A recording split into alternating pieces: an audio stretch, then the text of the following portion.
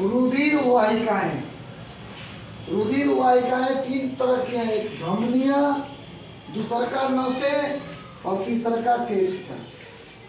और रुधिर धमनियां जो होती हैं लचीली होती है, लचीली वाहिकाएं होती हैं जो रक्त का परिवहन करती है और उन रक्त का परिवहन करती है जिसमें ऑक्सीजन घुले हुए हो। ऑक्सीजन जनित लिखा है, ऑक्सीजन सहित रक्त का परिवहन करती है धमनियां।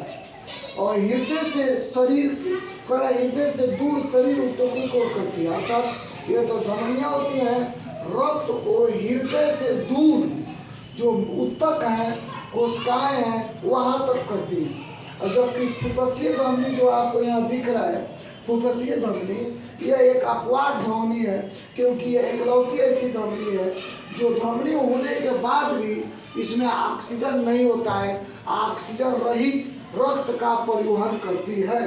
फुफ्फुसीय धमनी ऑक्सीजन रहित रक्त का परिवहन करती है, ठीक। जबकि बाकी धमनियाँ वो ऑक्सीजन युक्त रक्त का शरीर में विभिन्न ऊतकों तक, कोशिकाओं तक रक्त का परिवहन करती है।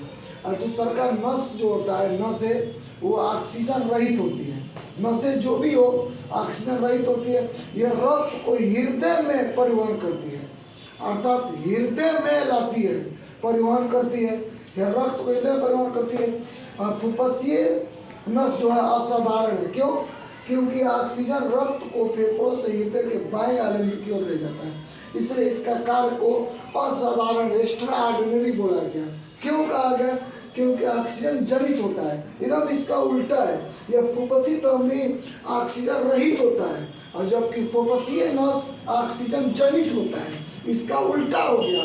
इसमें फुफ्फुसीय धमनी में सिर्फ रक्त होता है, ऑक्सीजन नहीं होता है, और जबकि फुफ्फुसीय नस में ऑक्सीजन होता है। लिखा है ऑक्सीजन होता है जो रक्त को फेफड़ों से हृदय के बाएं आलंब की ओर ले जाता है। फेफड़ों से रक्त को बाएं आलंब की ओर ले जाता है कौन? फुफ्फुसीय नस, और ऑक्सीजन युक्त होता है।